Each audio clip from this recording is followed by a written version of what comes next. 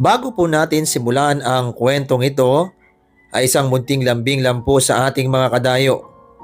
Kung mahilig kayo sa mga kwentong kababalaghan, katatakutan, at mga totoong karanasan na hindi basta-basta maipapaliwanag, ay huwag kalimutang mag-subscribe, mag-like, at i-share ang channel ni Sir Bon. Malaking tulong po yun para mas marami pang kwentong tulad nito ang maibahagi sa lahat. Naniniwala ba kayo sa pagpag? Yung pagkatapos ninyong pumunta sa Lamay ay kailangan munang dumaan sa ibang lugar bago umuwi. Maraming nagsasabing pamahiin lang daw yun. At isa ako sa mga taong hindi naniniwala noon. Magandang gabi sa inyo mga kadayo. Lalo na kay Sir Bon at sa lahat ng nakikinig sa programa ninyo. Tago nyo na lamang po ako sa pangalang Haji from Bicol. Isinulat ko ang karanasan kong ito dahil gusto kong ibahagi ang isang nakakakilabot na pangyayari sa buhay ko at baka sakaling magsilbi itong paalala sa iba. Nagising ako ng eksaktong 3:00 noon ng madaling araw na parang may mabigat na bagay na nakadagan sa dibdib ko. Bukas ang mga mata ko pero hindi ko maigalaw ang kahit anong parte ng katawan ko. Gusto kong bumangon, gusto kong sumigaw. Pero kahit isang daliri ay hindi ko maikilos. Para akong nakapako sa kama. Habang ramdam na ramdam ko ang sobrang bigat na nakadagan sa akin. Akala ko nung una ay bangungot lamang. Sinubukan kong ipikit at buksan ulit ang mga mata ko. Umaasang mawawala ang pakiramdam na yon. Pero pagdilat ko, ay mas luminaw ang paligid. Tahimik ang buong kwarto. At kahit tunog na lang ng electric fan ang maingay, ay parang unti-unti ring humihina habang lumalalim ang katahimikan. Doon ko napansin na may isang taong nakatayo sa dulo ng kama ko. Hindi ko agad makita ang mukha niya dahil nakayuko lang siya. Nakasuot siya ng puting polo at itim na pantalon. Hindi siya gumagalaw. Nakatayo lang siya roon na parang matagal nang naghihintay. Habang nakatitig ako sa kanya, ay dahan-dahan niyang itinaas ang ulo niya. Parang biglang nanlamig ang buong katawan ko. Hindi ako pwedeng magkamali, Sir Bon. Siya mismo ang lalaking nasa kabaong na pinuntahan ko sa Lamay. 2 gabi pa lang ang nakakalipas. Parehong muka at ayos ng buhok. Pati ang maputla niyang balat at ang malalim na mga mata ay hindi ko pwedeng makalimutan. Dahil ilang minuto rin akong tumayo sa harap ng kabaong noon bilang pakikiramay sa pamilya niya. Hindi siya kumukurap. Diretso lang ang tingin niya sa akin. Unti-unti ring lumapad ang ngiti niya. Ngumisi siya, ngising nagparamdam sa akin ng matinding kilabot at takot. Gusto kong pumikit pero hindi ko magawa. Gusto kong sumigaw pero parang may nakabara sa lalamunan ko. Lalo pang bumigat ang pakiramdam ko nang may maramdaman akong malamig na humawak sa kanang pako. Sa una ay parang dulo lang ng mga daliri. Pagkatapos ay unti-unting humigpit ang kapit. Ramdam ko ang bawat daliri na bumabaon sa balat ko. Maya-maya ay bigla kong hinila pababa ng kama. Hindi yun simpleng hatak. Para bang may sobrang lakas na puwersang gustong kaladkarin ako sa ilalim ng higaan. Ramdam kong dumudulas ang katawan ko kahit hindi ko naman naigagalaw ang sarili ko. Napapikit na lang ako sa sobrang takot. Noong akala kong tuluyan na akong mahihila ay bigla kong nakagalaw. Napabangon ako ng malakas habang hinihingal at basang-basa ng pawis ang buong katawan ko. Agad ko sinilip ang ilalim ng kama. Pero wala na akong makita. Tahimik ang buong kwarto pero hindi pa rin mawala ang kaba ko. Nang subukan kong bumaba ay napansin kong sobrang sakit ng kanang bukong-bukong ko. Pagtingin ko ay may 5 maiitim na bakas na parang marka ng mga daliri. Para yung marka ng isang kamay na mahigpit na humawak sa akin. Hindi na ako nakatulog pagkatapos noon, Sir Bon. Paulit-ulit lang sa isip ko ang muka ng lalaking nakita ko. At habang papalapit ang umaga ay unti-unti kong naaalala ang isang bagay na binaliwala ko lang 2 araw bago yun mangyari. At doon nagsimula ang lahat. 2 araw bago mangyari ang lahat ng yun ay namatay ang tatay ng matalik kong kaibigan, Sir Bon. Matanda na rin siya at ilang buwan nang may sakit. Kaya kahit masakit sa pamilya nila, ay parang handa na rin sila sa balitang yon. Bilang respeto at pakikiramay ay dumaan ako sa lamay pagkatapos ng trabaho. Tahimik ang buong bahay. Maraming tao ang nakikiramay. May mga nagdarasal at may mga tahimik lang na nakaupo sa labas. Lumapit ako sa kabaong. Nagbigay ng huling paggalang. Tsaka nakiramay sa pamilya ng kaibigan ko. Hindi naman ako nagtagal. Ilang oras lang akong nandoon bago nagpasyang umuwi. Habang palabas ako ng gate ay tinawag ako ng tiyahin ng kaibigan ko. Isa siya sa mga matatandang kilala sa lugar namin na mahilig magpaalala tungkol sa mga lumang paniniwala.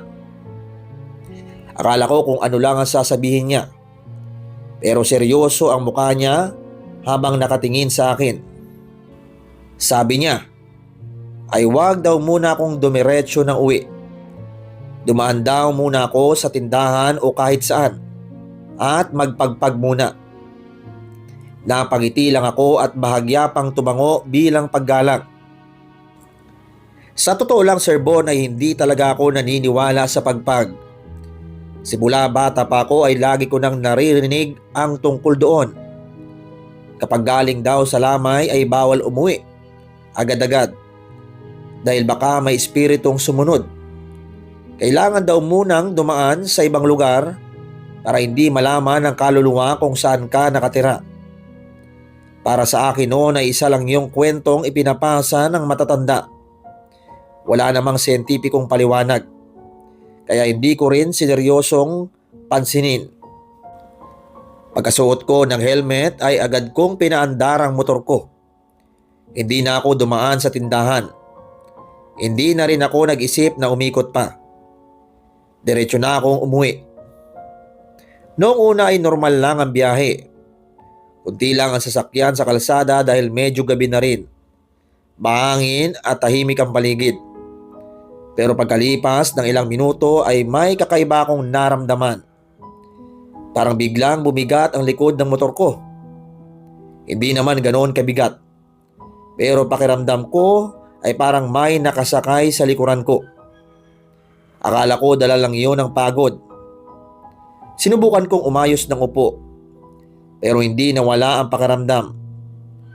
Maya-maya ay parang may malamig na hanging dumaan sa bato ko. Napalingon ako sa side mirror, Sir Bon. At wala naman akong nakita. Ilang metro pa ang tinakbo ko ay napalingon ulit ako sa likod. Wala pa rin. Napailing na lang ako at natawa pa sa sarili ko. Iniisip ko noon na baka naiimpluwensyahan lang ako ng lamay na pinanggalingan ko. Pagdating ko sa bahay ay mas lalo kong naramdaman na may kakaiba. Pagkabukas ko pa lang ng gate ay biglang tumahol ng malakas ang aso namin. Hindi yun normal na tahol niya kapag may umuwi. Nakatingin lang siya sa likod ko habang tuloy-tuloy ang pagtahol. Kahit ilang beses ko siyang tawagin ay hindi niya ako nilapitan. Nakatayo lang siya sa may pinto at tila may ibang bagay na pinagmamasdan. Mas lalo kong nagtaka nang makita ko ang alaga naming pusa. Karaniwan, iyon ang unang sumasalubong sa akin kapag umuwi ako. Pero noong gabing yon, paglapit ko pa lang ay biglang tumayo ang balahibo niya. Umatras ng dahan-dahan, siya ka mabilis na tumakbo papalayo. Hindi ko yon pinansin. Inisip ko na baka pagod lang talaga ako kaya kung ano-ano ang napapansin ko. Naligo ako, kumain ng kaunti at nagayak na para matulog na parang normal lang ang lahat. Hindi ko alam na sa mismong gabing yon ay may kasama na pala akong nakauwi sa bahay. Akala ko noong unang gabi ay nagkataong lang ang lahat. Pagkahiga ko ay mabilis naman akong nakatulog. Pero hindi nagtagal ay parang bigla akong napunta sa parehong bahay na pinaglalamayan namin. Tahimik ang buong paligid. Wala ang mga taong nandoon nung umaga. Wala ring ilaw maliban sa 2 kandilang nakasindi sa tabi ng kabaong. Dahan-dahan akong lumapit. Pagtingin ko sa loob ng kabaong ay naroon ang tatay ng kaibigan ko. Pero iba, hindi siya nakahiga. Nakaupo siya sa loob ng kabaong habang diretso lang ang tingin sa akin. Hindi siya kumukurap. Hindi rin siya gumagalaw. Pakiramdam ko ay ilang minuto kaming magkatitigan. Habang tumatagal ay parang mas lumalalim ang tingin niya hanggang sa hindi na ako makahinga. Bigla akong nagising na hinihingal. Basang-basa ng pawis ang damit ko. Sinubukan kong kumalma at uminom ng tubig. Doon ko napansin na mahapdi ang dibdib ko. Pagtingin ko sa salamin ay halos mapatras ako. May 3 mahabang kalmot sa kaliwang bahagi ng dibdib ko. Hindi yun simpleng gasgas. Para talagang may matutulis na kuko na dumaan sa balat ko. Una kong inisip na baka sarili kong kuko ang dahilan. Pero imposible. Maikli ang mga kuko ko at halos bagong gupit pa. Hindi ko na lang sinabi sa nanay ko dahil ayokong mag-alala siya. Kinabukasan ay pilit kong kinalimutan ng nangyari. Pero pagsapit ng 2nd gabi ay mas lalo lang lumala. Hindi ko na maalala kung ano ang napanaginipan ko. Ang huling natatandaan ko lang ay natulog ako ng normal. Pagdilat ko ay nakapaligid na sa kama ko ang nanay at nakababata kong kapatid. Pareho silang maputla at halatang natatakot. Sabi ng nanay ko ay bigla raw akong napasigaw habang natutulog. Pagpasok niya sa kwarto ay nakaupo raw ako sa kama kahit nakapikit ang mga mata ko. Paulit-ulit ko raw sinasabi na wag akong isama at hindi ako ang hinahanap. Akala pa nga niya noong una ay gising ako. Pero kahit anong tawag niya sa pangalan ko ay hindi raw ako sumasagot. Nagising na lang daw ako nang yugyugin niya ako ng malakas. Ang mas nakakagulat ay wala akong maalala ni isa sa mga sinabi ko. Habang nagkukwento ang nanay ko ay napansin kong puro putik ang talampakan ko. Basang-basa pa ito na parang bagong tapak sa lupa. Pero hindi naman ako lumabas ng bahay. Sigurado kong nakakandado ang lahat ng pinto at bintana bago kami natulog. Doon na ako nagsimulang mawindang dahil hindi na normal ang mga nangyayari. Dumating ang 3rd gabi na halos ayoko nang matulog. Pero dahil sa pagod ay nakatulog pa rin ako. Eksaktong 3:00 ng madaling araw ay bigla akong nagising. May narinig akong mabibigat na yabag sa loob mismo ng kwarto. Mabagal at paulit-ulit na parang may umiikot sa kama ko. Hindi ako agad gumalaw. Tahimik lang akong nakikinig habang palakas ng palakas ang tunog ng mga yabag. Nang lakasan ko ang loob kong dumilat, ay agad kong nakita ang basang mga bakas ng paa sa sahig. Walang ibang marka. Puro bakas lang ng paa na unti-unting lumalapit sa higaan ko. Isa-isa. Hanggang sa huminto sa tabi mismo ng ulo ko. Nanigas ang buong katawan ko. Hindi ako makahinga at hindi rin ako makalingon. Maya-maya ay may malamig na hiningang dumampi sa pisngi ko. Kasunod noon ang isang mahinang bulong na tila sobrang lapit lang sa tenga ko. Nagtatanong kung bakit ko daw siya inuwi. Dahan-dahan akong napalingon. At doon ko nakita ang hindi ko kailanman makakalimutan. Nakadikit sa kisame ang bangkay ng tatay ng kaibigan ko. Baliktad ang katawan niya habang nakatitig lang sa akin. Hindi siya kumukurap. Unti-unting bumuka ang bibig niya habang may maitim at malapot na likidong tumutulo mula roon. Makalipas ang ilang segundo ay bumitaw siya sa kisame. Diretso siyang bumagsak pababa sa akin na parang may balak akong yakapin. Doon na ako napasigaw ng buong lakas at tuluyan ng nagising. Pagdating ng umaga ay hindi na ako nagdalawang isip. Alam kong may mali. At alam kong hindi ko na yon kayang harapin ng mag-isa. Kinabukasan ay hindi na ako nagpatumpik-tumpik pa. Maaga akong bumalik sa bahay ng kaibigan ko kung saan ginanap ang lamay. Halos hindi na ako nakatulog sa sunod-sunod na nangyari. At alam kong may kinalaman yon sa pagpunta ko roon. Pagkakita pa lang sa akin ng kaibigan ko ay napansin na niyang iba ang itsura ko. Namumutla ako at halatang puyat. Hindi ko na itinago ang lahat. Isa-isa kong ikinwento ang mga panaginip. Ang mga kalmot sa dibdib ko. Ang pagsigaw ko habang natutulog. Pati ang nakita ko noong huling gabi. Ang inakala kong pagtatawanan nila ay kabaligtaran ang nangyari. Tahimik lang silang nakinig. Pagkatapos kong magsalita ay nagsabi ang isa sa mga matatanda sa pamilya nila na may mga pagkakataon daw talagang may kakaibang nangyayari sa mga taong hindi nagpapagpag. Hindi man daw yon mangyari sa lahat, ay mas mabuti pa rin huwag baliwalain ang paalala ng matatanda. Dahil doon ay sinama nila ako sa isang kilalang albularyo sa kabilang baryo. Pagpasok pa lang namin sa bahay ng matanda, Sir Bon, hindi pa man ako nakakapagsalita, ay napatingin agad siya sa likuran ko. Ilang segundo niya siyang hindi umimik habang seryosong nakatitig sa likod ko. Doon na ako kinabahan. Pagkatapos ay ipinaliwanag niya na ang pagpag ay hindi lang basta pamahiin. Isa raw itong paraan para hindi makasunod ang enerhiya o kaluluwang maaaring naiwan sa lugar ng lamay. May mga pagkakataon daw na hindi naman nananakit ang mga ito, pero may ilan ding naliligaw at kumakapit sa taong unang nagiging daan nila. Pinagsindi niya ako ng kandila at pinahawak ng insenso. Pagkatapos ay pinaharap niya ako sa kabaong at pinayuko. Tahimik akong humingi ng tawad at nagdasal na kung may naisama man akong hindi ko sinasadya, sana ay tuluyan na siyang magpahinga. Ilang sandali lang ang lumipas ay biglang namatay ang kandilang hawak ko kahit walang hangin.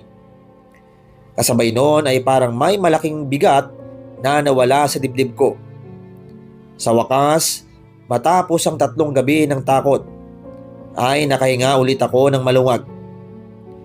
Pagkatapos ng ginawa ng albularyo, ay parang biglang bumalik sa normal ang lahat. Noong gabing yon ay mahimbing akong nakatulog. Wala nang kakaibang panaginip. Wala nang yabag sa kwarto. At wala na rin pakiramdam na may nakatingin sa akin habang natutulog. Kinabukasan ay napansin ko ring unti-unting nawala ang mga kalmot sa dibdib ko. Mula noon ay hindi na naulit ang mga nangyari sa loob ng 3 gabing hindi ko makakalimutan. Hanggang ngayon ay hindi ko masasabi kung ano talaga ang sumusunod sa akin noong gabing galing ako sa lamay. Hindi ko rin mapapatunayan sa lahat na totoo ang nangyari. Alam kong may mga taong maniniwala at meron ding hindi. Pero isang bagay ang sigurado ko. Simula noon ay hindi na ako dumediretso ng uwi kapag galing sa lamay. Kahit simpleng bili lang ng tubig sa tindahan o kaya ilang minutong pag-upo sa karinderya. Bago umuwi ay ginagawa ko na. Hindi naman mahirap gawin at wala namang mawawala kung susundin. Hindi dahil natatakot ako sa bawat pamahiin, kundi dahil natutunan kong may mga bagay na hindi pa rin kayang ipaliwanag ng tao, na minsan ang mga paniniwalang ipinapasa ng matatanda ay hindi lang basta kwento. Maaaring may dahilan kung bakit hanggang ngayon ay patuloy pa rin itong sinusunod. Mas lalo kong naunawaan na ang mga patay ay nararapat pa rin igalang, gaya rin ng paggalang natin sa mga buhay. Maraming salamat, Sir Bon, sa pagbibigay ng pagkakataon na maibahagi ko ang karanasang ito. Sana'y magsilbi itong paalala sa mga makakarinig ng kwento ko. Nasa sa inyo pa rin kung maniniwala kayo o hindi. Pero kung may pagkakataong kayong magpagpag pagkatapos ng lamay, ay wala namang masama kung susundin ito. Dahil minsan, hindi natin alam kung sino ang tahimik na gustong sumabay sa atin pauwi. Maraming salamat sa iyo, Haji, sa tiwala at sa pagbabahagi ng nakakilabot mong karanasan. At sa ating mga kadayo, maraming salamat sa muli ninyong pakikinig. Tandaan, maniwala man tayo o hindi sa mga pamahiin, ang paggalang sa mga yumao ay hindi kailanman naluluma. Hanggang sa susunod na kababalaghan, mag-ingat kayong lahat, mga kadayo.